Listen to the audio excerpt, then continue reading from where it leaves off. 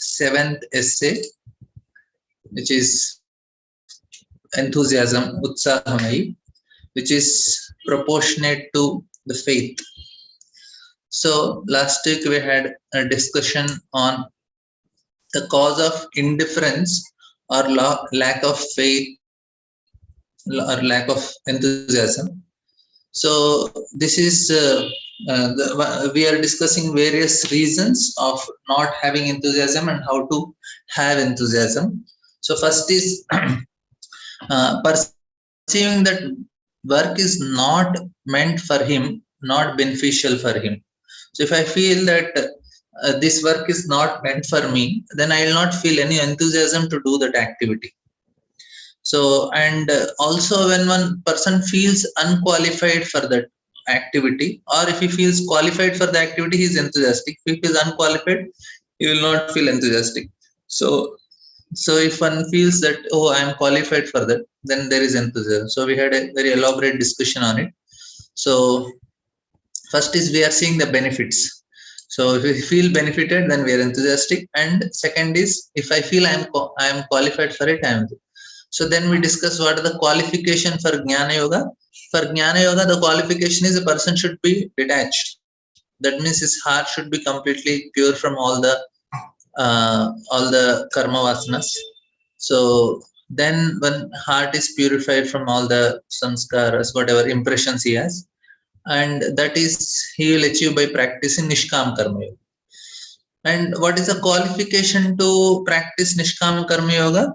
This person should be, he should not be disgusted with material life, and also he have desire to fulfill his material, or he has desired to fulfill, to enjoy in this material world, and also he had some faith in the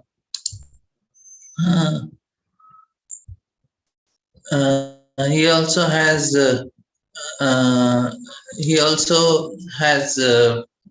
faith in, of course, some Shastra faith is there, then he is qualified Karma Yoga. And then third is qualification for Bhakti, that is Shraddha. So this is very important for us. So this is elaborately discussed, the qualification for Bhakti, that is Shraddha, pure faith in the devotional practice. It is attained through Ajnata Sukriti. So then next we are discussed more elaborately on this sloka. So what is the symptom? Okay, now first we should know that I am qualified for Bhakti. So whether I am qualified or not, so this is how we understand it. And this is a shloka which Krishna tells in Bhagavatam. Jata Shraddha Matkatasu. So he has awakened faith in the process of Bhakti. And also Nirvinna Sarva Karmashu. He is disgusted with Varnashram prescribed duties. And third thing is Veda Dukhatmakam Kam. He understands that sense gratification leads to misery. So these are all the qualifications. And then Parityagya Panishwara. He is still unable to give up sense gratification. But the most important, Jashamanam Tan Kaman Dukho Darkamsha Garhan. Even though he knows that it is sense gratification leads to misery, unable to give sense gratification, but he is unable to give up that sense gratification. He sincerely repents for engaging in such activities. Even though he knows it is wrong, he knows Bhakti is the ultimate. It is the thing I am supposed to do, but still he does it. So he feels repentant. And Krishna says to such sadhakas, he says, Tato bhajeta mam prita shraddhalu drida nishchaya. So prita here indicates enthusiasm. Still with full enthusiasm, one need to practice Bhakti and remain enthusiastic and worship me with great faith and determination. This is what Krishna is suggesting. So this is the qualification. So some may say, Arey, I have more enthusiasm for sense gratification than Bhakti. So am I qualified for Bhakti then? Then the answer is no. But the enthusiasm for sense gratification is coming from our conditioning. And how do we ultimately feel after engaging in that sense gratification? So if we are feeling a little morose and feeling unhappy, so then we should feel there is some morose that happens. Why am I doing this? activity. So this is actually the position of a sadhaka. So for sadhaka, the enthusiasm for bhakti comes from his faith, but whereas enthusiasm for sense gratification comes from his conditionings. So this is actually the position. So for him, there is a faith in bhakti, but because he's conditioned, he engages sense gratification. But after engaging, he feels little unhappy, and some may express it unhappy, not just crying. Prabhuji was discussing that he may more enthusiastically engage in Krishna consciousness.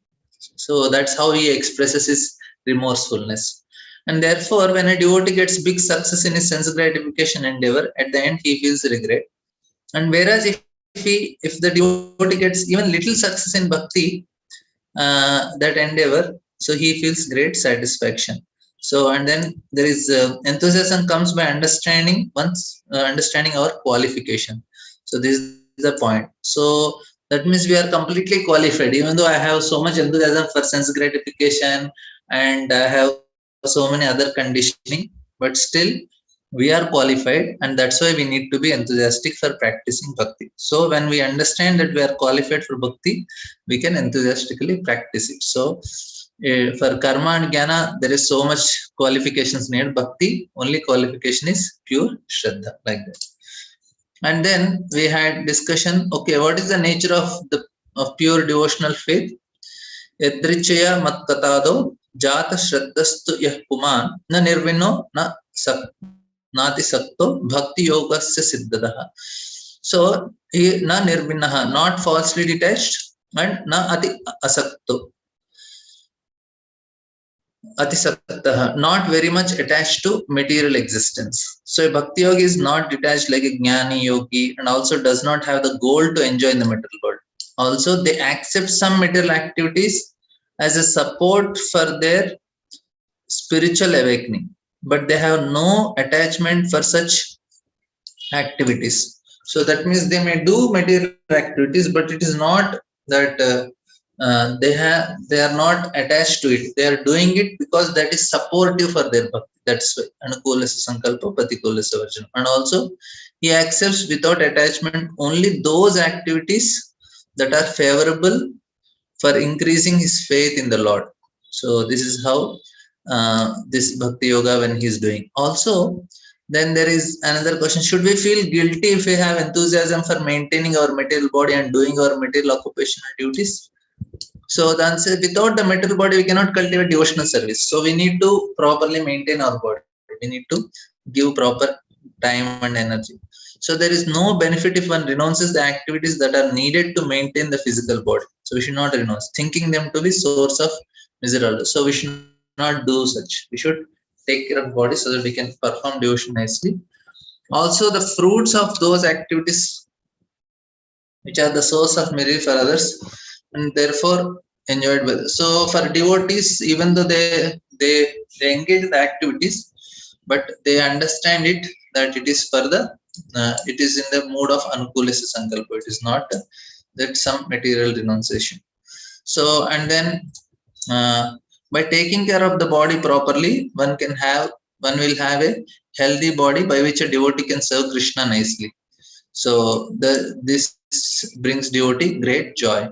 And also then there is another point, like whereas others keep their body healthy so that they can engage them more and more in sense gratification, which brings them misery.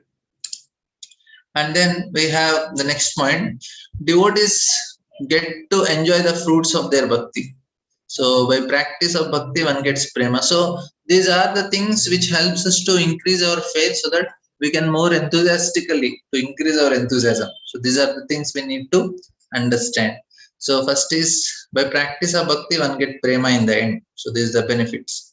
But even at the anarthanivritti stage, one experiences some benefits due to the practice of bhakti. So first two benefits of practicing bhakti are, in Bhakti Samsmriti it is said, Klesha Agni and Shubhada. So Shubhada, we have 4 benefits of Shubhada. So we have, it bestows all good qualities. We become attracted to all living entities, a person, a devotee, and devotee has great compassion for others. And the last thing, it bestows great happiness. So these are the benefits of Shubhada. And then the devotee do bear minimum to keep their body healthy and enthusiastically engage in devotional service. So for karmi, there is affection for material enjoyment. For a devotee, he has affection for Krishna, but due to conditioning, he may succumb to material enjoyment. So he may look like doing material activities, but for him, the affection is for Krishna, not for the material enjoyment. And then devotee accepts whatever is favorable for their devotional service, and they do whatever is needed to keep their body and soul together and enthusiastically practice bhakti. And then we have discussion on process of advancement for a sadhaka. So all these things help us to be more enthusiastic. So what are the benefits a devotee gets? So when an intelligent person is engaged constantly in worshipping me through bhakti, all the material desires within the heart are destroyed. And then ahankara is cut and all doubts are destroyed, all karma vasanas are destroyed. So anyway, karma is initially only destroyed. Even the karma vasanas get destroyed like that. And then real bhakti is uttama bhakti. Nirashishah. The devotee practice bhakti only for the pleasure of Krishna. Anyabhilashita shunyam and nirapekshasya means that the bhakti does not depend on other processes like karma and jnana. So this is the purport is like, now we need not try any other thing. So it is usually trying independently to destroy ignorance or lust. Bhakti automatically does that for us. So we need not separately try. And separate enthusiastic endeavor for anartha nivritti through jnana, vairagya, yoga, etc. is not at all needed. Just do bhakti, will get everything. So we can be fully enthusiastic for bhakti, no need of enthusiasm for any other things. And then have full enthusiasm for bhakti. So ignorance, lust, fruitive activities, all doubts and material bondage are destroyed by the mercy of the Lord in course of cultivation devotional service. Therefore, enthusiasm should be there only for devotional service. That's the main. And one should have no enthusiasm for the goals of karma, jnana, yoga, bhukti, mukti and siddhi, nothing. In the very beginning of devotional sadhaka must have faith with full enthusiasm. Now I may say, okay, how would a sadhaka have full enthusiasm at the beginning stage of bhakti? We cannot have full, na? But full enthusiasm means whatever enthusiasm one have, it should be only for bhakti, no other process. So that is like what is important. Okay, I have little 10%. That 10% is only for bhakti, nothing, no other things. So someone may have low enthusiasm, but low enthusiasm, that also only for bhakti, no other thing. Even if you are lazy, you can do little bit, do it only bhakti, don't do any other thing. One does not think that one need to practice any other process with bhakti. So purity of faith, enthusiasm versus strength of faith, enthusiasm. So we may have purity of faith is there initially, and eventually strength of faith comes. Why we don't have strength of faith? Because so for full enthusiasm means purity of faith, enthusiasm for only bhakti. But because we have conditionings, so only with the pure faith and full enthusiasm might have weak faith and low enthusiasm, but this is because of our conditioning and impure heart. So that's why we don't have strength of faith initial like that. And then we had discussion on that don't lose enthusiasm during the 6 stages of unstudied devotional service. So this is also another thing that is discussed. Unstudied devotional service stage of bhajana kriya, that is stage of bhajana kriya, anartha nivritti, and stage of devotional service, stage of nishtha. So there are 6 unstudied stages of devotional service: utsahamayi, ganatarala, vyuda vikalpa, vishaya sangraha, niyamakshama, tarangarangini. So at all these levels, so these are discussed. At all these levels, we should continue to remain enthusiastic. At all different levels, we have different struggles that we undergo, but we need to continue to keep that enthusiasm. And then this is at the stage of unstudied devotional practices. And there is another thing. This is if we don't have, there is lack of enthusiasm. It is inattentiveness is the sign. So if somebody is not enthusiastic, that means he is not attentive also. So this is very important discussion. In order to progress, there should be no inattentiveness. We should be very, very attentive, and one should consciously try to overcome the three types of inattentiveness to enthusiastically practice devotional service. So, addressing inattentiveness to really become enthusiastic. So we need to address this point of. So this is actually the 11th offense, to be inattentive, especially in chanting and any other activity. This is discussed. So this is from Harinam Chintamani. This is a offense and mother of all offenses. So inattention or carelessness while chanting, but it's a mother of all offenses. Even if one avoids all other offenses but does not avoid inattention while chanting, Krishna prema may not come. So there are three types of inattentiveness: Audasinita, Jadya, and Vikshupta. So this is discussed. Audasinita is indifference that is not absorbed in the holy name while chanting, but in some other material objects. The cause is material attachment. And what is the solution? Chanting in the association of Vaishnavas, and chant in a place which is filled. We should not chant in a place which is filled with material vibrations. Chanting in the dham in front of Tulsi Maran in a secluded room. Concentrate on the name by covering the eyes, ears, and nose with a cloth, and gradually increase the quantity of rounds. And for Jadya laziness, the reasons are chanting with a sluggish mind and stopping between chanting one round.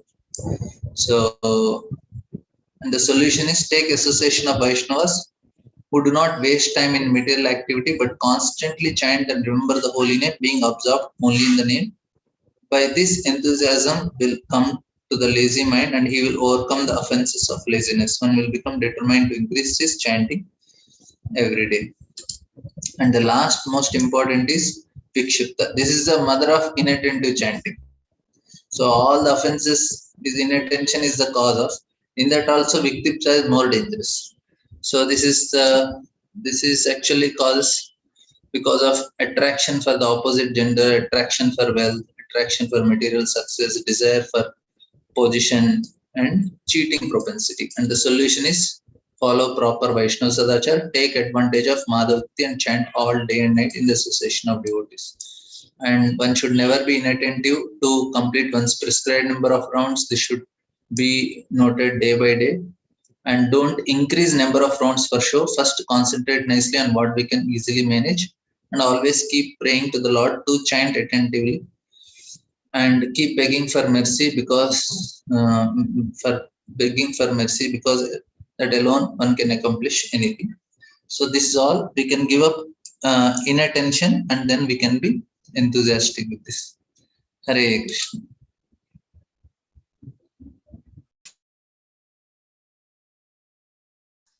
Hare Krishna. Thank you very much. I think a lot of the material we were going to cover today we have not yet covered. I think the inattentive chanting, and I think I mentioned that we will cover little bit in detail lack of enthusiasm due to um, uh, you know uh, service. I thought I said I will elaborate on that from Madhurya Kadambini, and also we decided that we will discuss about inattentive chanting from Harinam Chintamani. I think we have not covered it yet. We have to cover today. So yeah, but that was quite a comprehensive summary. Any quick questions, comments, discussion points, anything anyone would like to share, add on this theme till now, whatever we have discussed? Yes, Nitai Mataji. Yeah, Hare Krishna Prabhu. Yes, ma'am. That was really very, very, it was very good because I missed the class last week. And when Prabhu was mentioning inattentive chanting and uh, like eager for positions. So even in our devotional circles, it can happen sometimes. Prabhu, do you want to? So even we really look for the positions, and even whatever service we do, we really desire for positions. Is that also coming from inattentive chanting, Prabhu? Yeah, it can definitely come from inattentive chanting. Yeah. Okay. Yeah, sometimes devotees really get into that. Oh, no, no, no, not that. Especially with the, no, this is my group, this is this, that is, you can't do that way. I don't know. Sometimes it becomes bit, Yeah, it, yeah, it, it becomes really difficult to put it in the head. You totally forget that you are doing a service, or you totally forget that Krishna is the center. It becomes me and my group. yeah, yeah. It can happen. Yeah. Okay. Thank you, Prabhu. Thank you very Hare much. Krishna. Gail Mataji. Hare Krishna Prabhu. Yeah, a couple things. We had said that for a bhakti yogi, Mhm. varnashram, he becomes disgusted with varnashram. I don't Well, remember what was the reason. yeah, he does not become disgusted in the sense he does not have faith in Varnashram. His faith is in Bhakti. He does not think that by not performing Varnashram duties, I cannot progress spiritually, or he does not think that, oh, by performing Varnashram duties nicely, I will progress nicely in my devotional service. He does not have this kind of understanding. Basically, he is very detached. I mean, yeah, I mean, not disgusted. I would say it is, you can say, disinterested, or he's uninterested in performing varnashram duties, because he does not consider that it is his adhikar, it is his qualification, because he understands that he is qualified for bhakti, so therefore he does not practice varnashram duties. That's the understanding. Okay, although he might take help from performing varnashram in order for his um, success in bhakti yoga, right? But he doesn't. He's just that he doesn't depend on it. Is that it? Well, he doesn't, uh, in one sense, he understands that progress in spiritual life is only based on my practice of ninefold activities of bhakti. Apart from that, there is nothing else needed for me to progress. Well, I'm trying to reconcile Other the than that, fact that whatever is favorable for what, Mataji? I was going to say that I was just trying to reconcile the fact that Srila Prabhupada was so eager for Varnashram to be established in our society. Yeah, yeah, he did want. I have given an elaborate discussion on this. What exactly did Prabhupada want when he said he wanted to establish Varnashram, and what do the acharyas say, and how do you reconcile it in such a way that it is what Prabhupada said is not seeming to contradict what the acharyas say. So it's a very elaborate discussion, but in essence, Prabhupada, when he said that he wanted to establish Varnashram, it is primarily for those who may not have the faith in pure devotional practices.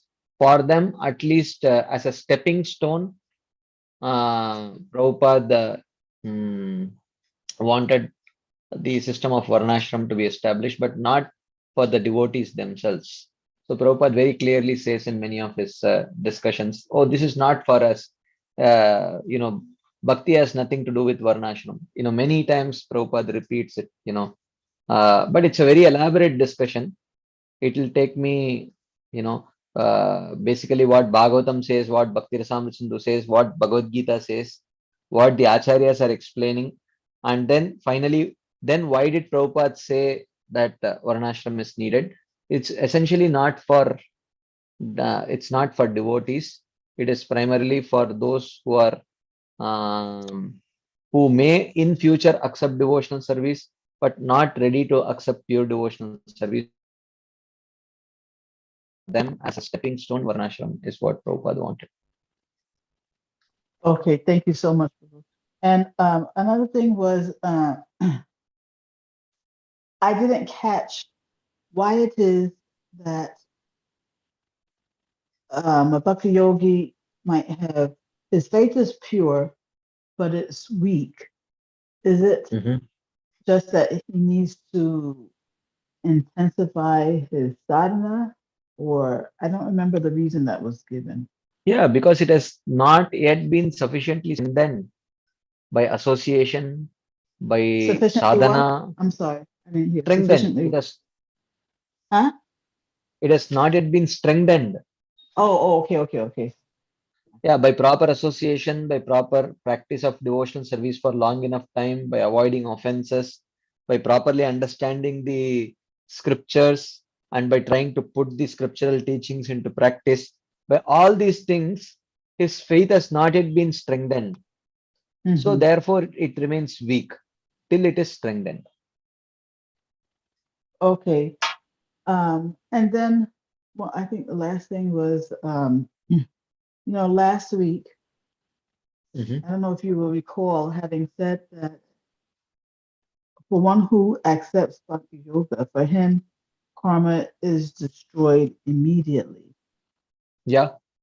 And so I'm thinking that I've only heard that in relationship to a person accepting Diksha initiation, not just, having accepted Bhakti Yoga or feeling Well, or having faith.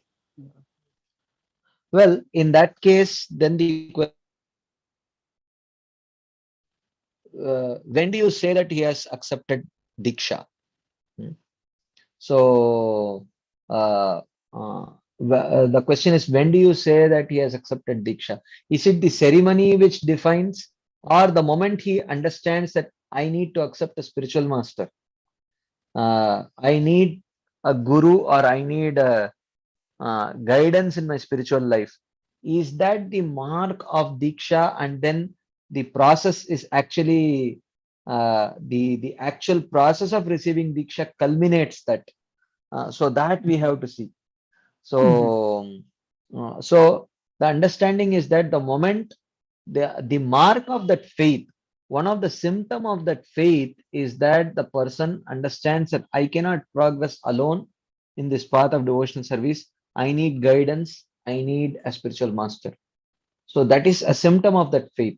So therefore, along with that faith comes the desire for Adav Shraddha Tata Sadhu Sangha. After Shraddha is Sadhu Sangha. The desire for Sadhu Sangha also includes desire for accepting a spiritual master.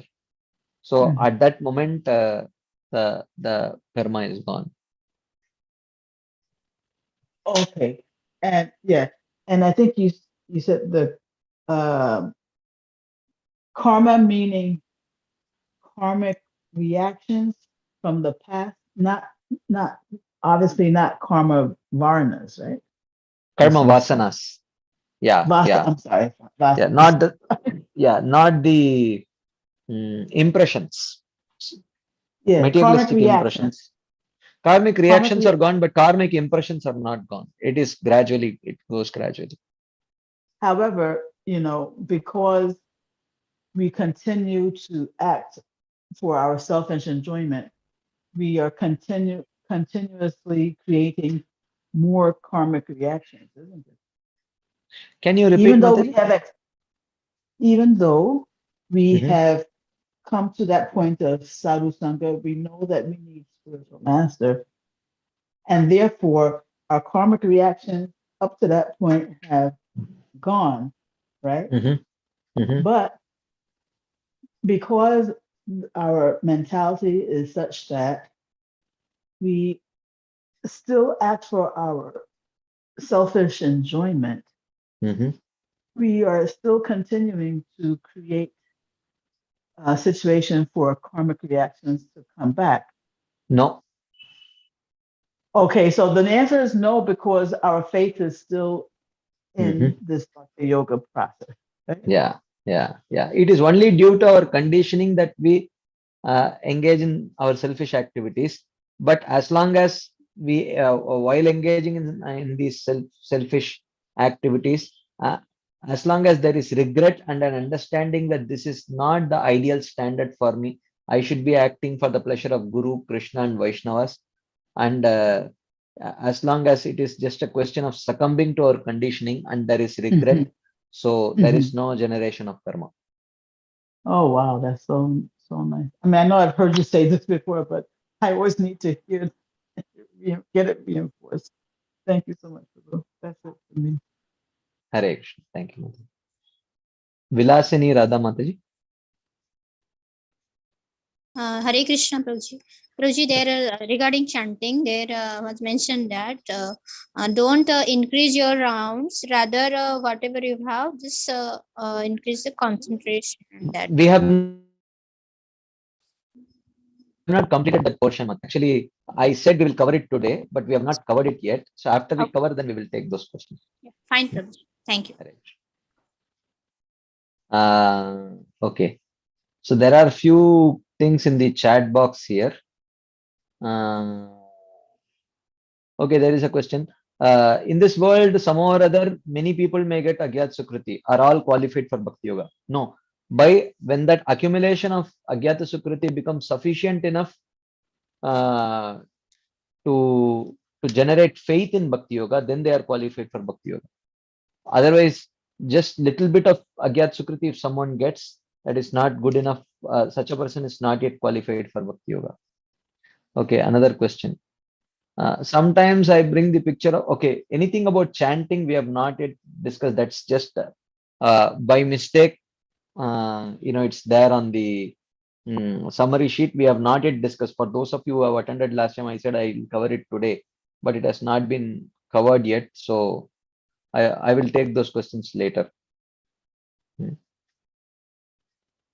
Okay.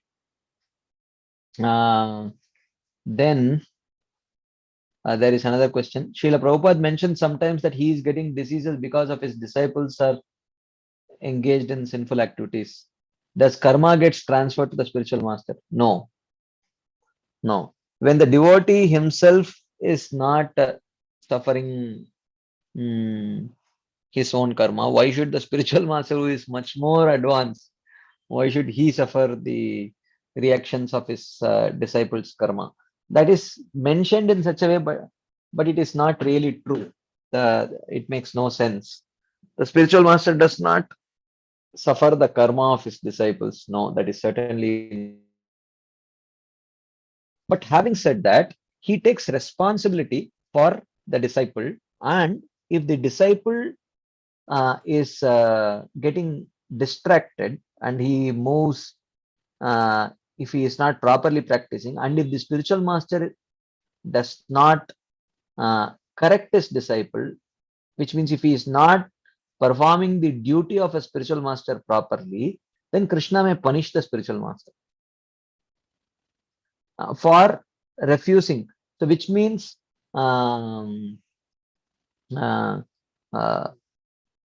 so therefore that is possible.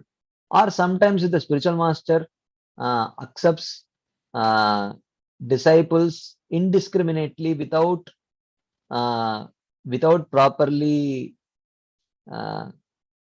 considering whether the disciple is qualified or not, and if he just accepts disciples for name, fame, for increasing the number, or if he thinks that the disciple is very wealthy, if I give him initiation, he will support my projects and things like that, which means if the spiritual master is not properly qualified, then Krishna may punish that spiritual master. But there is no transfer of karma as such. Okay, there is a question. Then how does the spiritual master fall ill after giving initiation? Not all spiritual masters fall ill after giving initiation. This is not true. It is said that he takes all karma when he gives diksha, so he falls ill. No. It's not like that. It's not like that. It's a question of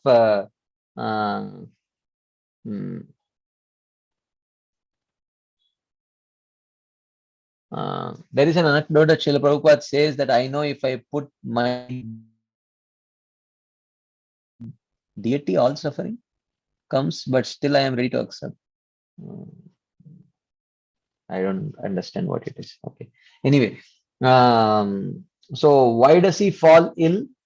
if he takes all, he does not take all karma. That it is mentioned that way, but it is not like that. That may be the mood of the spiritual master, that let me take all his obstacles, let him progress. That may be the mood, but that does not happen. Why? It makes no sense. Why would Krishna transfer all the karma to the spiritual master, who is willing to, who is willing to take all risks to, sort of spread the mission of Krishna? Why would Krishna transfer all the karma? I mean, like Mrigari and Jagai Madai and such kind of people's karma. Why would the Supreme Lord transfer it to the spiritual master? I mean, it makes no sense. No, that does not happen. Even though people say like that, but that is not true. I have not read it anywhere that way. I have heard people say that very, very often. It's not that I have not heard it. I've heard it many, many times. Practically every once in a while I get to hear this, but this is, in my understanding, as far as I have read, this is not true. But if the spiritual master is indiscriminate in giving initiation, not taking proper responsibility of the disciple, and then he may get punished by Krishna for accepting an errant disciple. And if the errant disciple is not willing to himself, and the spiritual master should ideally give up that disciple. So if he does not do that because of some material considerations, maybe money or prestige or something like that, then the disciple also falls down and the spiritual master also falls down. In either case, there is no karma. There is no karma. But if they fall out of devotional service, then they may come into the realm of karma. And even in that case, they will get their karma only, not anyone else's karma. This is my understanding based on what I have till now read and heard. It's not, yeah, that's my understanding. Or even if the spiritual master gets the karma of his disciples, see, the spiritual master takes the karma. Definitely it happens. The spiritual master takes the karma, but he does not keep it to himself, right? So, Guru Krishna Prasade Pai Bhaktilata Beach. The seed of devotion is received through the mercy of Guru and Krishna. And the moment that seed is received, karma is gone. But spiritual master does not keep it. So when the disciple breaks his vows, then the spiritual master suffers. Yes, in the sense, because he has taken responsibility of that disciple. And if he is not fulfilling, if he has over accepted and under delivering, if he is not able to take care, if he is not personally taking care, and if he has not made a system where the disciple is properly,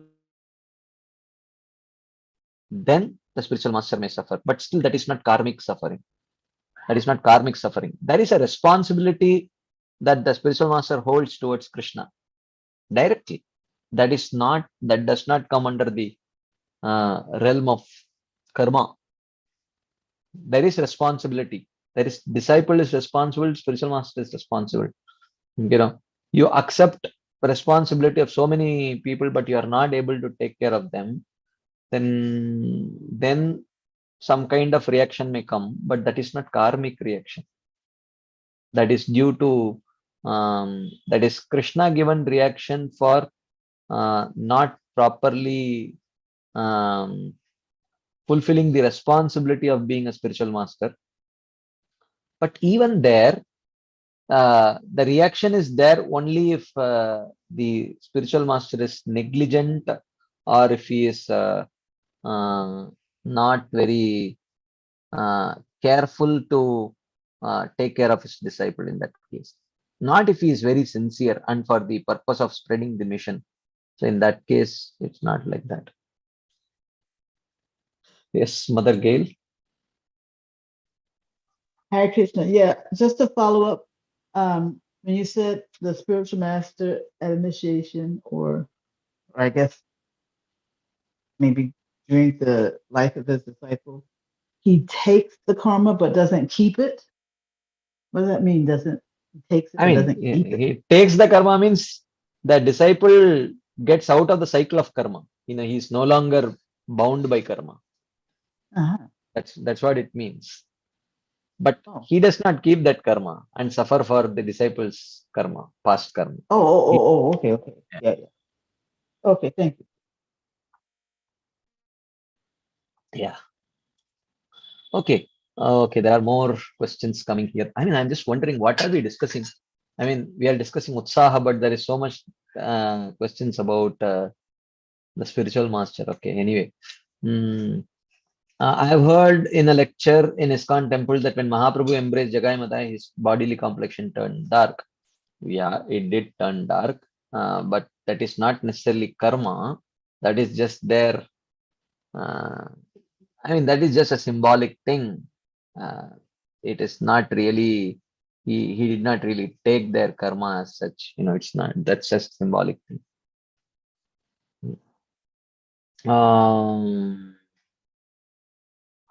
So, for those devotees who are following the Ritvik system or are practicing bhakti in some deviant sampradaya, for them also does Krishna take away all karma? No, he does not. Like for Ritvik system, though they don't accept a guru, but they accept Srila Prabhupada. So for them also does Krishna take their personal responsibility? Well, I mean, this is not proper sampradaya. In a sampradaya, you don't, there is no,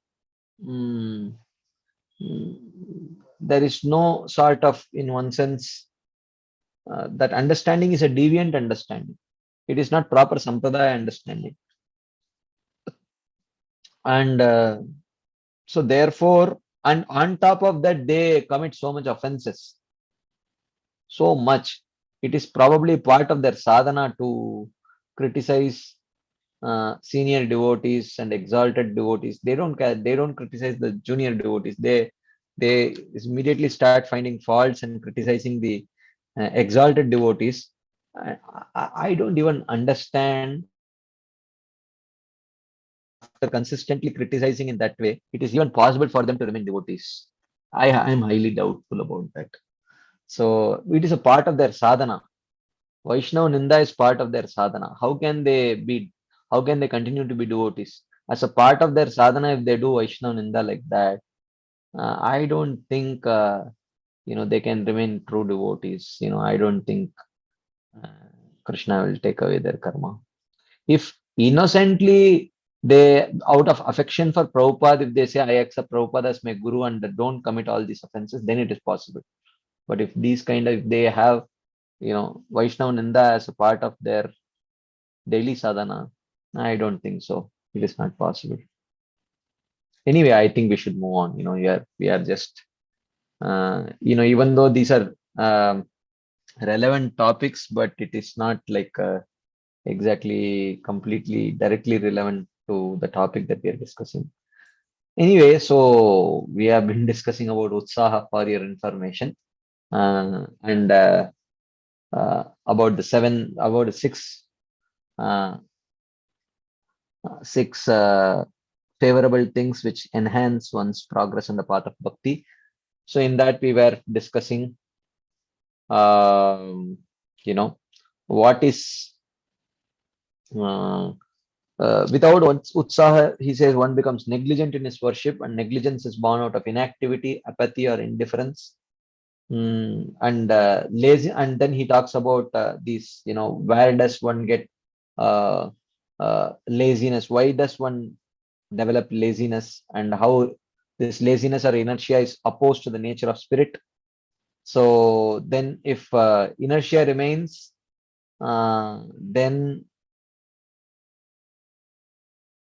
to perform devotional service, and also apathy comes from carelessness, and one should practice devotional service without any deviation. And then he quotes this verse, Yogo Anirvinna Chetasa, how one should not get demotivated when success does not come through practice of devotional service. Mm, one should remain enthusiastic. It is important. And in this context, we discussed, what are the various reasons we should remain enthusiastic despite perceived failures to progress. We saw many reasons for that. And then we saw, and then Srila Bhaktivinoda Thakur says, the cause of indifference or lack of enthusiasm is perceiving a particular activity as not being meant for oneself, which means when one does not see oneself being qualified for that activity, then one develops indifference or lack of enthusiasm for that particular activity. And therefore, then we saw the qualification for karma, jnana, and yoga. Faith in bhakti is the qualification for bhakti yoga. And so we saw that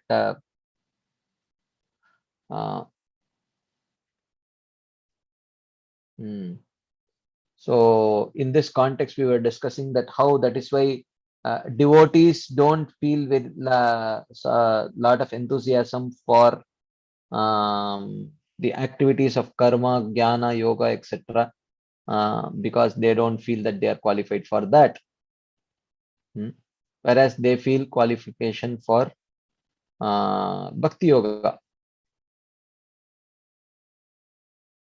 So then, and then we also discussed this point about how one should not say that one should also renounce for a devotee should renounce all the activities which are meant for maintaining the physical body.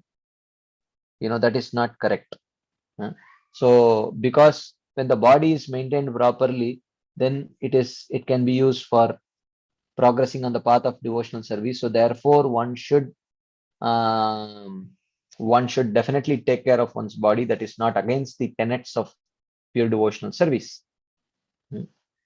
So, and then we saw that how a devotee has affection for Krishna, but he may still succumb to conditioning.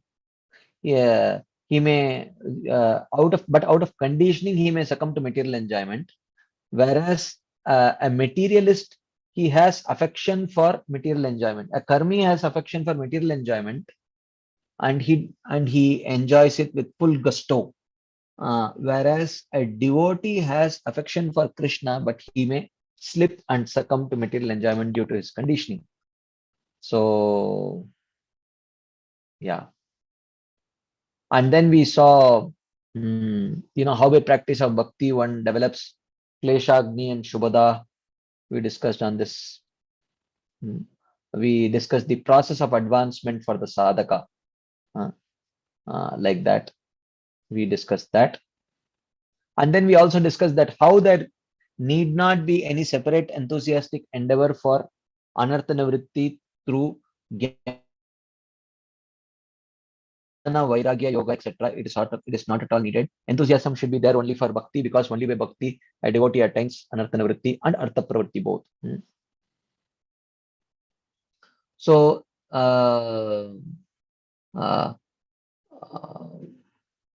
so he says that we should not lose enthusiasm because we have no strength to destroy the reactions of karma. So reactions of karma means, here it means karma vasana. That is because our conditionings are not getting destroyed immediately. We should not lose enthusiasm. In the beginning of devotional service, a sadhaka must have faith with full enthusiasm. So we discussed about purity of faith and strength of faith. Full enthusiasm means enthusiasm which is not enthusiasm only for bhakti and not for karma, jnana, and yoga. That's what it means. So, and then we saw that in the process of bhajana kriya or engagement in bhakti, there are two types. which is steady devotional service and unsteady devotional service.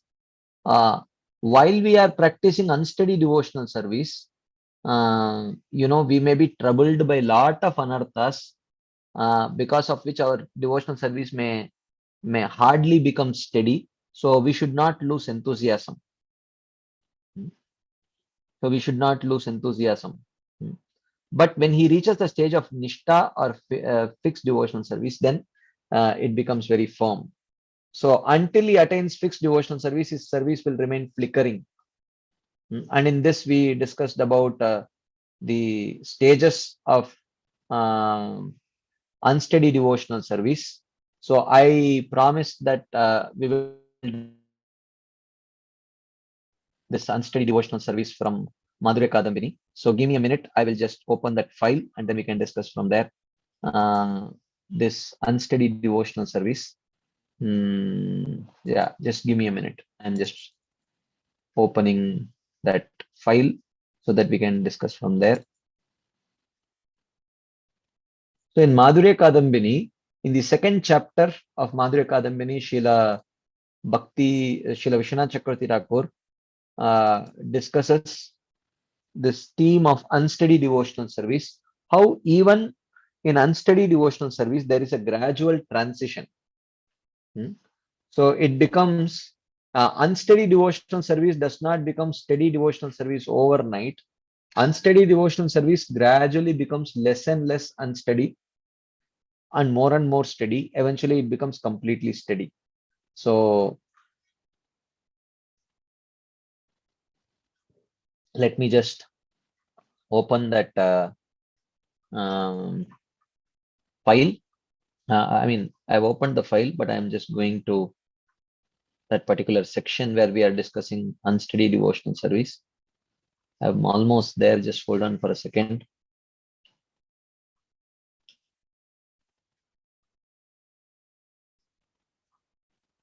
Okay, yeah, I'm there. So I will share the screen with you.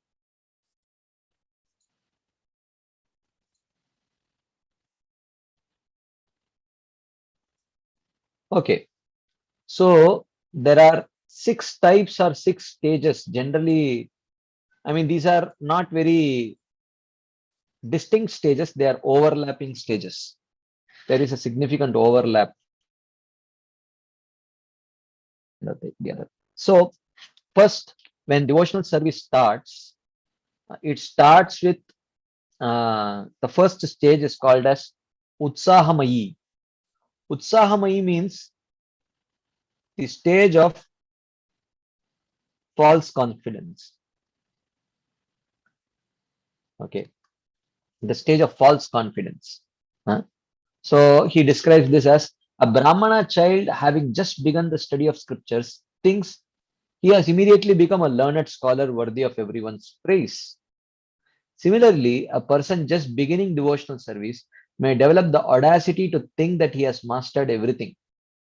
He is called Utsahamayi or puffed up with enthusiasm. And this is false enthusiasm. This is not true. Like we all would have gone through this experience, when we start bhakti, then we learn few things here and there. We learn about chanting, we learn about not indulging in sense gratification, no TV and all that, and immediately in 2 days we come home and then we tell our parents, what, shut down this TV and all that, as if we have become very perfected devotees like that. So and so and it's just like I remember when when I was in boarding school, there used to be, we used on every Saturdays we used to have cross country running, marathon running. So early in the morning. Other days we used to have regular physical training exercises, and we used to have cross country running. And We used to have 6th grade, 7th grade, 8th grade, 9th grade, like that. So as soon as a fresh batch of 6th graders come, on the first few Saturdays, if you see, as soon as the race starts, as soon as the gun shot goes, you will see these freshers just sprinting. It's like a 15-kilometer race. You will see these freshers just sprinting, with great speed, and they'll keep looking around their shoulders to see how far they have covered, how they are going, how the others are. And the other 7th, 8th, 9th, 10th graders are all, at medium pace, they are jogging. The 6th graders are just, sprinting like a arrow. And they think, and they make this kind of calculation. Oh, already in 100 meters, I have a 50-meter edge over others, which means before they complete half the race, I will complete full race. Like that, they make their calculations. But little do they know that a marathon race cannot be completed while sprinting. So what happens after 500 meters? They are completely gassed out. They have no energy. They are just puffing and panting and standing there. And the more experienced runners are steadily, they pass by them. Their race is over in just half a kilometer, because they don't understand. They thought they could sprint and complete the race, but they didn't understand really what it takes to complete a marathon race. So this is called as utsahamayi, or false confidence. So many times as soon as we start devotional service, sometimes we get this kind of false confidence, and within a few days we start chanting 16 rounds, and sometimes we chant 32 rounds also, or 64 rounds. And then you go around asking people, oh, how many years you have been chanting devotional service? Yeah, how many years you have been practicing devotional service? Say, bro, 15 years. And how many rounds you chant every day? 16 rounds. And then inside your heart, you are like, you are in extreme ecstasy. You're thinking, I must have descended directly from Goloka Vrindavan. Prabhu, you know what? I have been chanting only for the last 3 days. I'm chanting 64 rounds. So you think life is going to be like that? In 3 days, if I chant 64 rounds, within a few months, I'll be chanting 192 rounds like Srila Haridas Thakur, and I can be the next Namacharya, like that, we think. Okay. But then what happens? Reality strikes. This is the second stage. This is called as Ghana Tarala. Ghana means thick. Tarala means thin. Thick and thin devotional practice. Okay. So this is called the stage where reality strikes. Okay. The fourth day, the devotee does not get enthusiasm to even chant one round. He says, see, I am expected to chant 16 rounds per day only. For 3 days, I have chanted 64 rounds, which means for the next 12 days, I have my buffer ready. So even if I don't chant for the next 12 days, even one round, I have made up for all of that. So he realizes that 64, and this will only increase, it will not decrease. And the reality is that on the fourth day, he is not having enthusiasm to chant even one round. So from 64 directly to 0. This is called as Ghana Tarala, thick and thin devotional practice. But from 64 to 0, it is not that he has regressed in his devotional service. This is actually progress. Why this is progress? Because he has now come in touch with reality. So in the first stage, when that confidence was misleading confidence, that was false confidence. But this is actually a proper understanding. He understands that actually what I thought, that I could just beat everyone around me easily. I could, if on the third day only I'm chanting 64 rounds, then a year from now I will be the next Haridas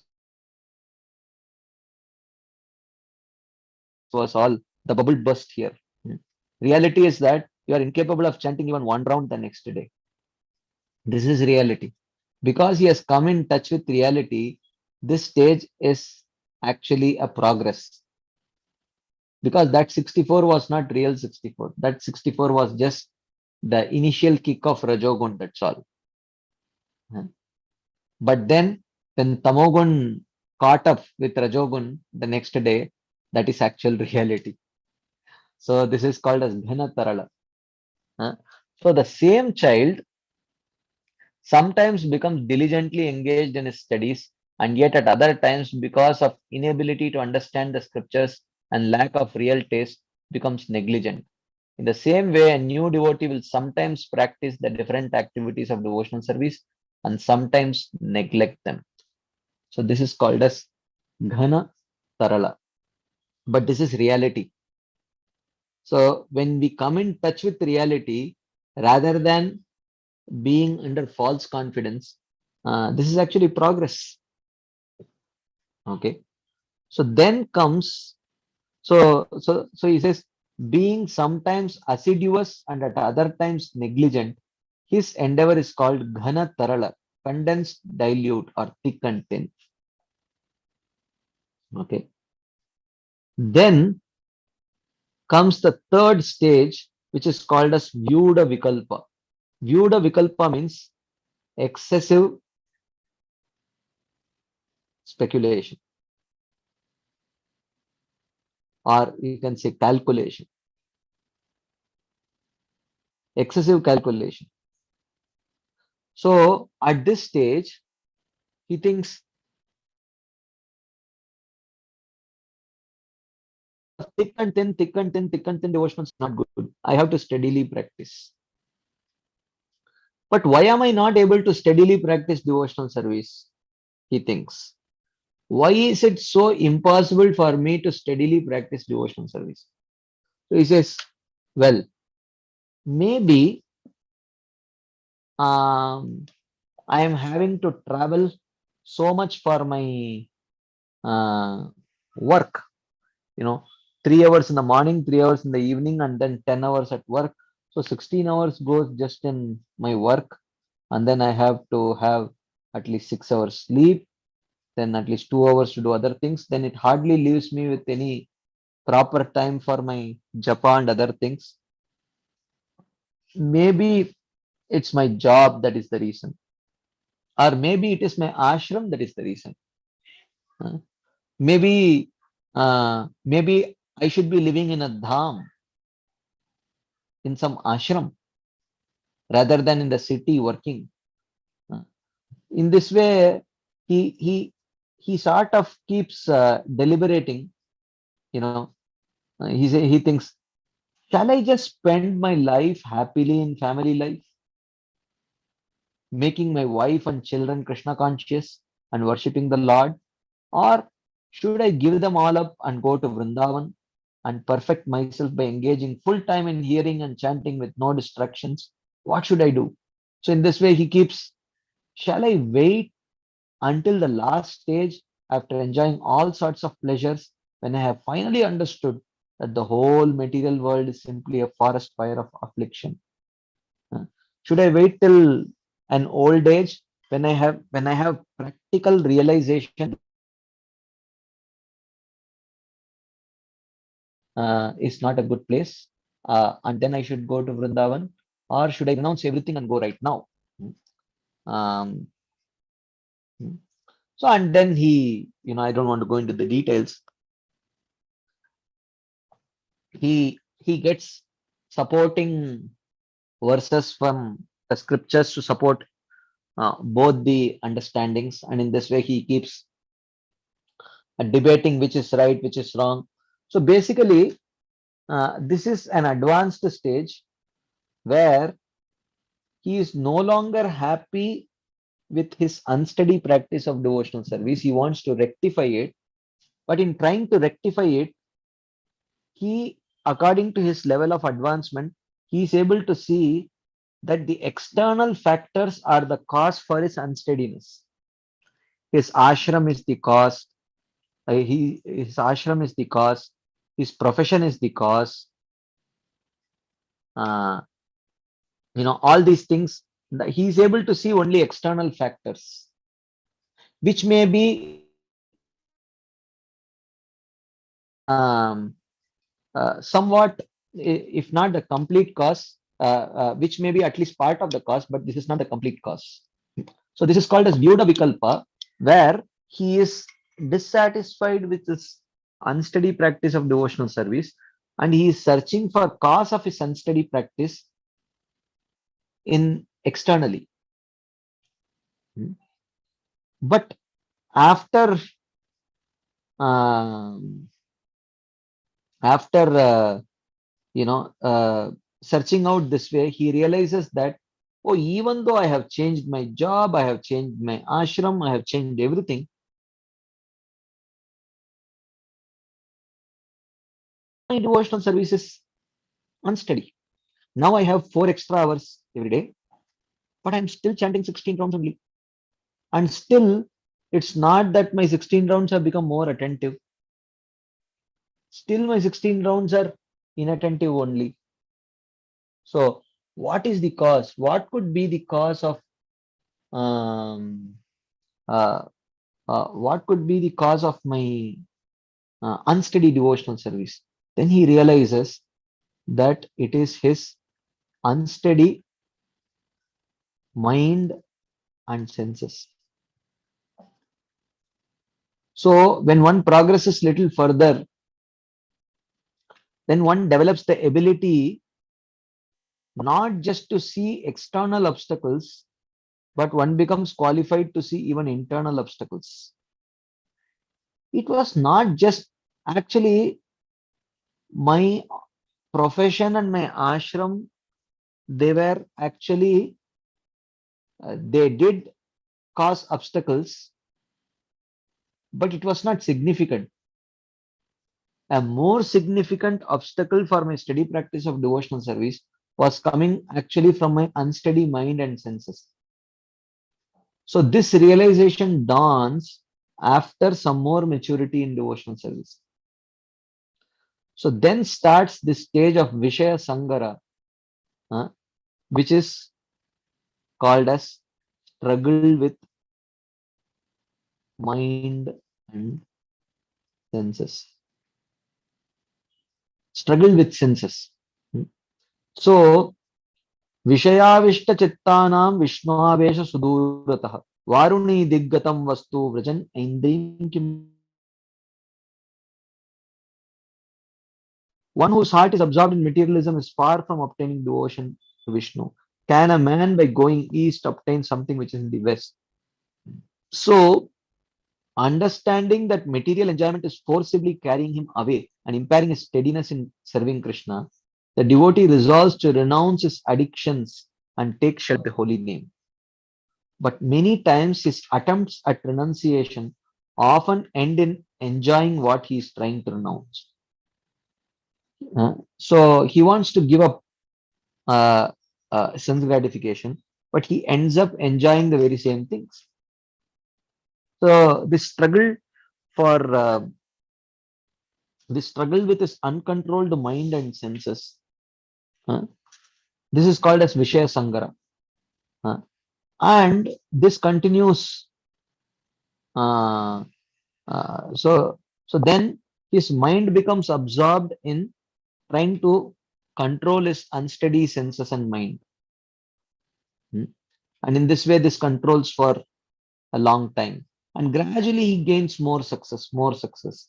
You know, initially he may be succumbing once a week, then later it becomes once in 2 weeks, then once a month, then once in 2 months. In this way, gradually he gains more and more,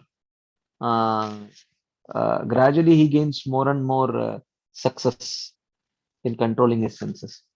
Uh, he is attaining success. This is called as Vishaya Sangara, in which he progresses from there also. Okay. Then, so this ongoing battle with his previously acquired desires for sense pleasure, in which he sometimes meets with victory and sometimes with defeat, Vishaya Sangara, or struggle with sense pleasure. So this is not that in the previous stages his senses were controlled or mind was controlled, but in the previous stages he was not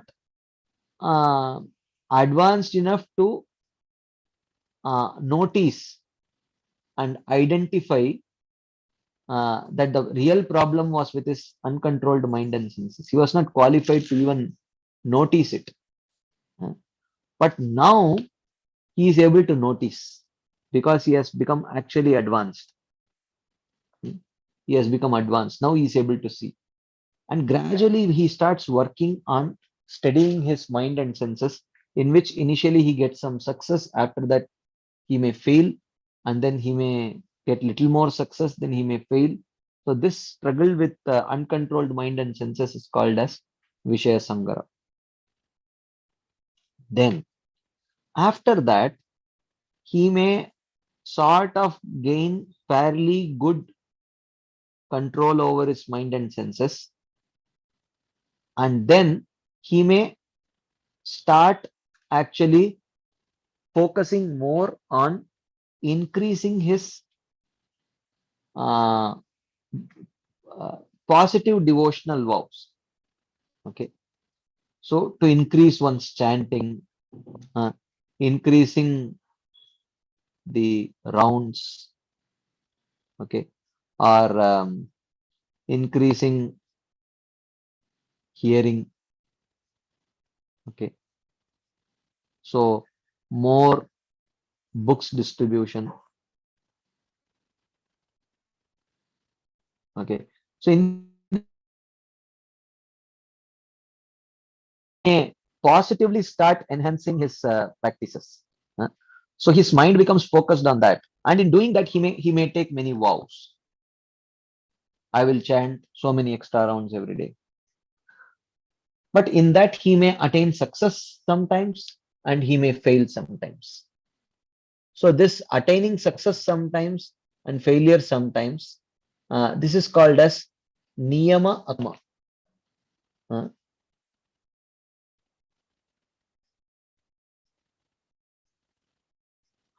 So this is called as niyama akshama. Akshama means inability. Niyama means vows. So inability to keep vows. So this is not talking about inability to keep the vows in terms of the 4 regulative principles. That comes in the previous stage, which is called as Vishaya Sangara. But this is positive vows. I will chant so many extra rounds, like that. So that is called as Niyama Akshama. So then the devotee will resolve, from today I will chant such and such number of rounds of japa and will pay so many obeisances. I will also perform services for the devotees. I will not talk on any subject except the Lord, and I will give up all association with people who talk on material matters.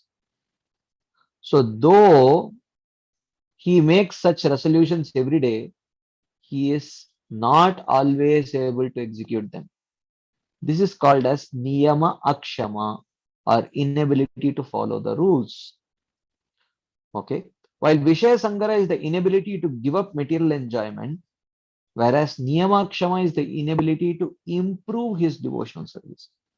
So this is the next stage of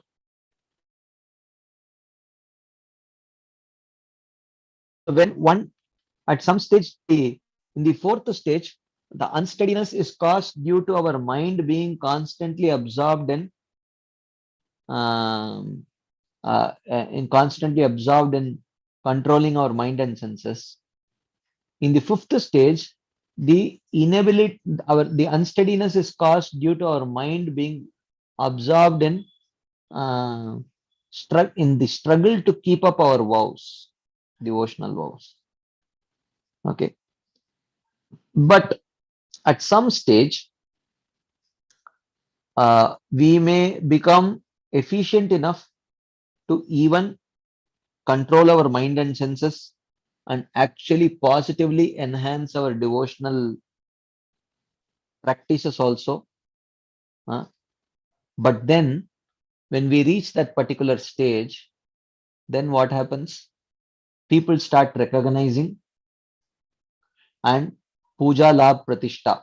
There is lot of um, glorification, fame, name, fame, glorification, facilities, all of that come, and we may become very much carried away by that name, fame, glorification, and we may start enjoying it. So that is called as Taranga Rangini. So he says, finally, it is well known that the very nature of bhakti is to be attractive. So all types of people become attracted to the devotee who is the abode of bhakti. As the old adage goes, by the attraction of populace, one becomes wealthy. So when attraction comes, then wealth also follows. So bhakti produces much opportunity for worship and position, puja labh pratishtha. These are weeds around the creeper of bhakti. So performing activities or seeking one's pleasure amidst these weed-like facilities, which are but small waves, taranga, in the ocean of bhakti, is called taranga rangini, or delighting in material facilities. So this is the sixth stage, where uh, after properly practicing devotional service and properly upholding devotional vows, when actually name, fame, glorification follows, we get completely carried away by that, and instead of focusing on bhakti, we focus on that name, fame, glorification. So this is called as taranga rangini. Surfing in the waves of puja labh pratishtha. This is taranga rangini. So so in this way, even though anyway, I will not go into detail of all these things, but this is, first, so I will summarize the 6 stages. The first stage is called as utsahamayi, or false confidence. Then comes ghana tarala, thick and thin practice. Okay. And then comes, vyuda vikalpa, where the person understands that this kind of thick and thin practice is no good. I need to practice steadily. But why is my practice unsteady? He understands that the unsteadiness is caused due to the external factors. That's what he's able to immediately see. So he tries to fix these external factors, but still he realizes his practice is unsteady. Why? Because then he realizes that the real problem was not the external things, but the real problem is my uncontrolled mind and senses. And then he tries to fix that. And then he starts thinking about positively enhancing his devotional service. In that also, sometimes he gets success, sometimes failure. This is called as niyama akshama. And when he gains fairly good success in that also, then people start glorifying him, start giving him facilities and all that. And when he starts enjoying that, that is called as tarangarangini.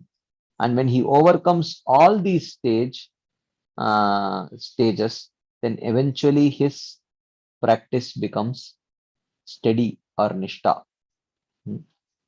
So till one reaches that stage of steady devotional service, lot of anarthas will actually lead to the 6 stages of unsteady devotional practice.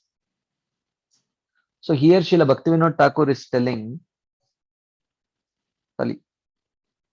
Bhaktivinoda Thakur in Bhakti Aloka is telling that one should understand that in the initial stages, one's practice will be unsteady only. And one should not lose enthusiasm because they are not able to reach steady practice. Because steady practice comes from gradually navigating through these 6 stages of unsteady practice. Okay. So, I am sure with our brief stages, you all must have sort of understood. Generally, these are not distinct stages. There would be a significant overlap of stages. Some of you might identify, 2 overlaps, 3 overlaps. Sometimes someone may even have 4 overlaps. So in your practice. So therefore, our practice will be steady. So we will have up and down practice. So therefore, during this stage, and this is natural, as long as there is influence of mode of passion and mode of ignorance, there will always be unsteady practice. And gradually, when anartha nivritti happens, then this unsteady practice will go away and steady practice will get established. So, therefore, while our practice is unsteady, one should not lose enthusiasm, thinking that, oh, I am not able to steady my practice at all. Because we should understand that unsteady practice is natural and only gradually will steady practice get established. So, unsteady practice is better than no practice. So with that in mind, we should maintain enthusiasm. That's what Srila Bhaktivinoda Thakur is mentioning there. So now, let us do a small exercise. For those of you who do not mind sharing, do you identify yourselves in some of these stages? In your own practice of devotional service, you can please raise your hands. The 6 stages of service that we discussed. Do you identify yourself in some of these stages? Slowly, more devotees are raising their hands. Okay. Okay.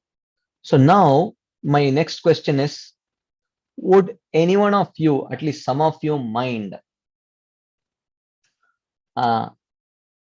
which of these stages do you think it is, your own practice overlaps which of these stages? Can you share by typing in the chat box? Can you say, is it B, C, D, or C, D, E, or D and E, or E and F? Would you like to share? Okay, someone says D and E, struggle with the senses and inability to uphold vows. Okay, someone says it's predominantly Vishaya Sangara. Okay, thank you. Would anyone else like to share? You will not be judged, don't worry, based on your answers. Someone says A, D, E. Oh, it's not possible.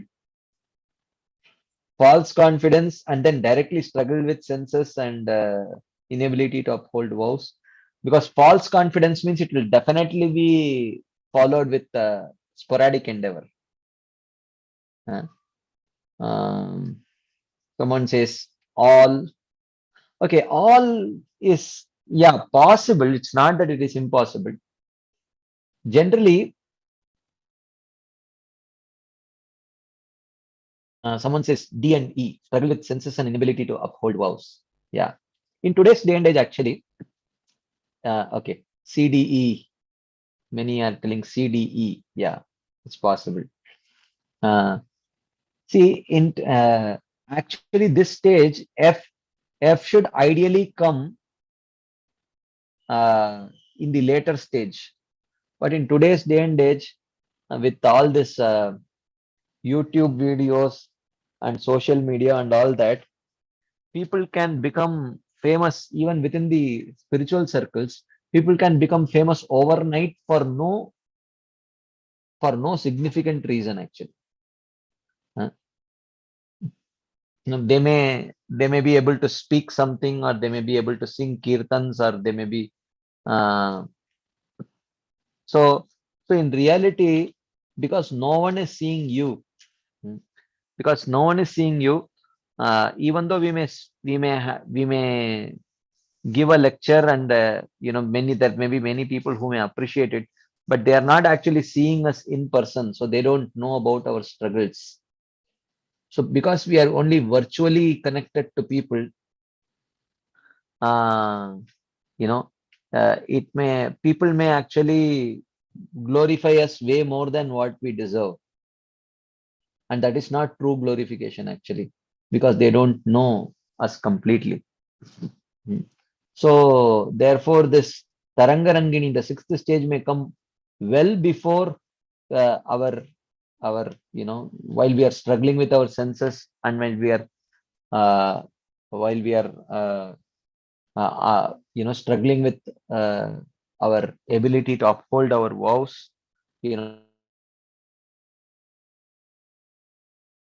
So we have to be careful. Anyway, so the point is, whatever it may be, we may catch ourselves struggling with either indecision or sporadic endeavor, or sometimes struggling with the senses, sometimes inability to uphold our vows, and all these things are. Uh, but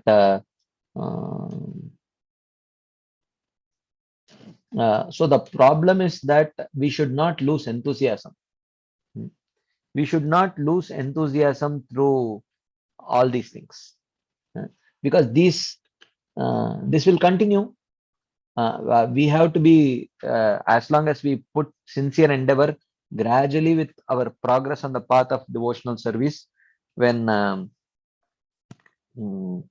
uh, when the influence of Rajogun and Tamogun go away, then naturally over a period of time, we will, uh, we will slowly cross through. It may start with A, then we will come to B, then there may be overlap of B and C, then there may be an overlap of B, C, and D, and then gradually we uh, B will decrease, C will decrease, D will increase, and then gradually E will start, then D will decrease and E will increase, and when D decreases and E increases, naturally F will start, and then after a period of time, if we have some good association, people will say, Prabhu, you are doing everything nicely, but why are you taking this glorification and all these things too seriously? Why don't you just focus on your devotion? Then you understand, oh, what was I doing? I'm just getting caught up with this external glorification and all that, and which is causing a lot of instability in my practice of devotional service. And then one may slowly give that up also with more and more purification. Then the influence of Rajogun and Tamogun even more decreases, and then eventually one reaches the stage of Nishta. But this is a long, this Anishtita Bhajana Kriya and Anartana Vritti, this is very long. It may take very long. So therefore, one should not lose enthusiasm. That is what here Srila Bhaktivinoda Thakur is telling, that, you know, now I'll share the, so let me share the screen. Okay, not this. Yeah.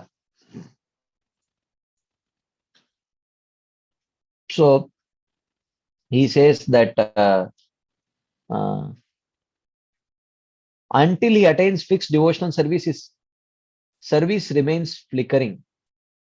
Uh, so, uh, so therefore, but uh, in this stage of devotional service, there are 6 symptoms, and he says, so in Sri Hari Bhakti Vilas, carelessness is counted amongst the offenses. So he says that unsteady devotional service can be a very important reason for actually uh, you know loss of enthusiasm. So one should be very careful to uh, one should be very careful to take care of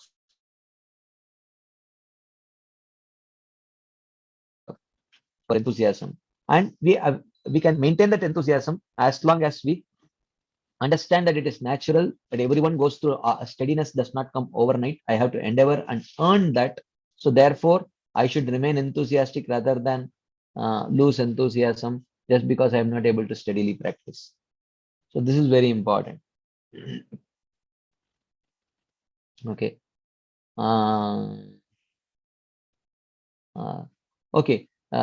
There is another question here. If someone is able to follow the initiation vows, then it means he has already crossed the A and B stages. To some extent, yes. See, Ghanatarala will be there till the end. There will be some up and down, practices will be there. But it may be very, the difference between up and down may keep decreasing. It may start becoming more and more steady, but it will be there. So, yeah, does every stage have its, yeah, all stages of unsteady devotional service have the same sadhana. Yeah, Shravanam, Kirtanam, Vishnu Smaranam, Pada Sevanam, Archanam, Vandanam, Dasyam, Sakyam, Atma Nivedanam, association of devotees, good devotees. The same practice, but just that with that practice, with more and more anartha nivritti getting accomplished, we'll be slowly able to cross the lower stages and go to higher and higher stages like that. Okay. So,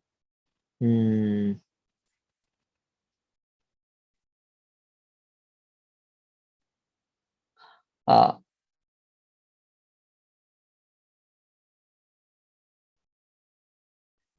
okay, there is a question then. So if Ghanatarala lasts till end, so see, Ghanatarala as a stage, you can say, is when there is serious Ghanatarala. Like for example, in the Ghanatarala stage, someone may, as I said, someone may chant 16 rounds one day and 0 rounds the other day. So, but in Niyamakshama, he is able to take care of the basic things, and with the additional vows, he is not able to keep up. The additional increase, he is not able to keep up. That is the problem.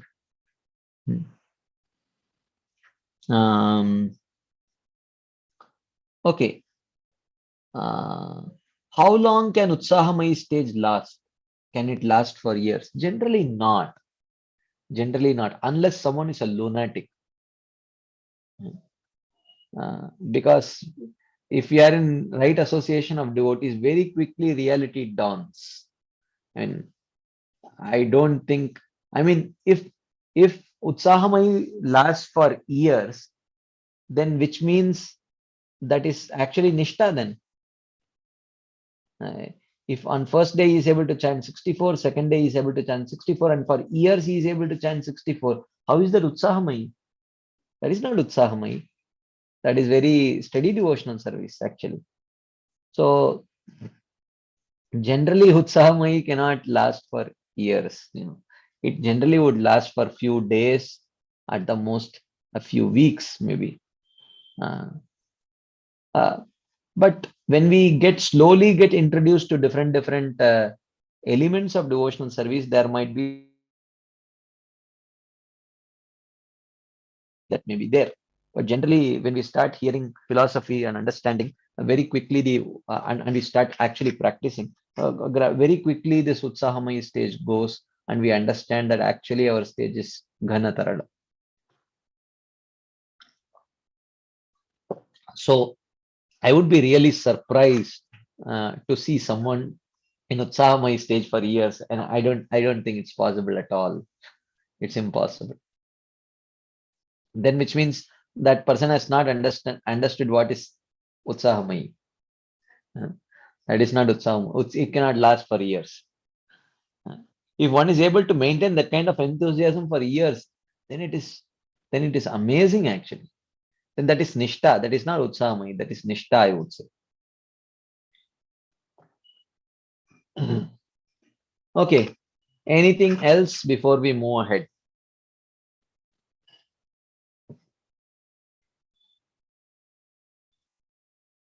Yes, Mother Gail. Hare Krishna Prabhu. I just wanted to get the Sanskrit for some of the terms like niyama akshama, right? So Yeah, niyama is niyama. rules. Rules. Yeah. And Akshama means inability. inability. Okay, then another one I had was with Vishaya Sangara. Yeah. So Sangara Vishaya, means, Vishaya means senses or senses, and Sangara means struggle. So Vishaya Sangara means struggle with the senses. okay. I think that was probably it. Taranga is waves, right? Is it? I am sorry, I could not hear you. Can you please Yeah. repeat, Mataji? Taranga is waves. Taranga Rangini. Taranga is waves. Rangini means to enjoy. So the So- material facilities, name, fame, etc. is compared to small waves, and we are surfing the waves rather than the bhakti is compared to the ocean, where you can dive deep into the ocean and get valuable jewels from there, but we are just happy surfing the waves, surface waves. So Yeah, that is so called as, yeah, that is called as Tarangarangini. so these waves is still in the category of unsteadiness because during the times that you are enjoying these material facilities, You are distracted. you're using those facilities for selfish enjoyment instead of using those facilities for Krishna's enjoyment. Yeah. Hmm. Correct. Yeah. Okay. Thank you. Yeah. Thank you. Okay. So there is a question in the chat box. If we get name, fame, prestige through bhakti, should we run away or use it in Krishna's service? Well, of course, we should definitely use it in Krishna's service. But if we are not able to, if we are getting too distracted, then maybe we should take some guidance. That's what I would say.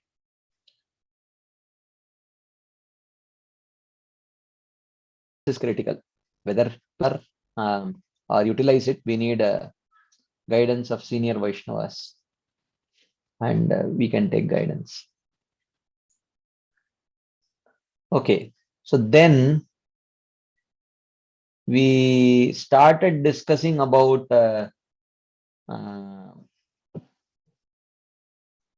inattentiveness. In Sri Hari Bhakti Vilas, carelessness is counted amongst the offenses against the holy name. In that scripture, the word pramada is described as inattentiveness. Sri Harinam Chintamani has further divided this inattentiveness in three ways. Apathy, inactivity, and distraction are the three types of inattentiveness. So he says that until one gets free from these three types of inattentiveness, one cannot perform devotional service at all with enthusiasm. Okay. So presence of inattentiveness is the symptom of lack of enthusiasm. So how to become enthusiastic? It means the answer for that is how can one uh, uh, overcome inattention? Okay, so we will actually pause here because today has been a long day for me and my throat needs some rest. So I think we'll pause here, and next week positively, someone please remind me during the week.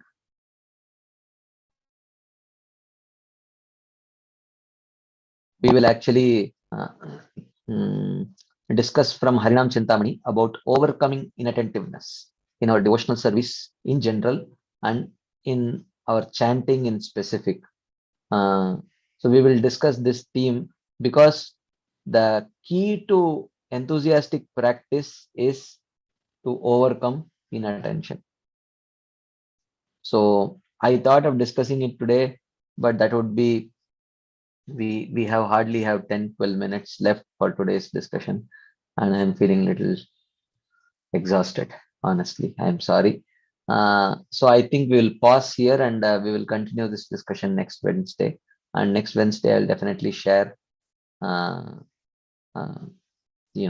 discussions from Harinam Chintamani.